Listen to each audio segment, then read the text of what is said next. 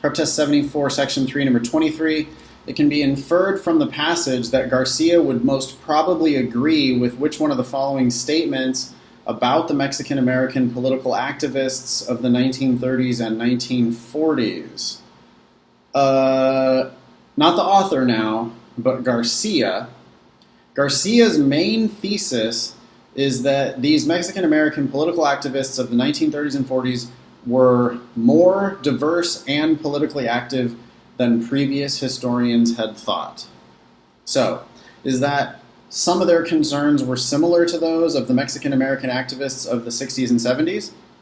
I think that's the answer. I mean, even the author acknowledges that Garcia provides persuasive evidence that these Mexican-American political activists of the 1930s and 40s anticipated, it says it right in the first paragraph, anticipated the reforms proposed by the more militant Chicanos of the 60s and 70s. So that is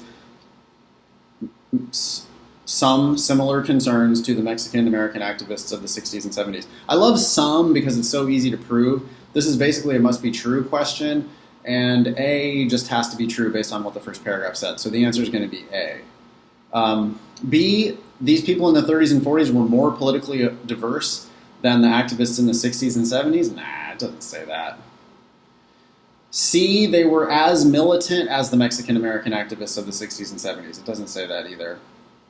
D, most of them advocated bilingual education. Nah, Garcia is talking about this League of United Latin American Citizens, remember, which were all about assimilation. So we don't know that most of them advocated bilingual education. Some of them did, but not most of them. We don't know about that.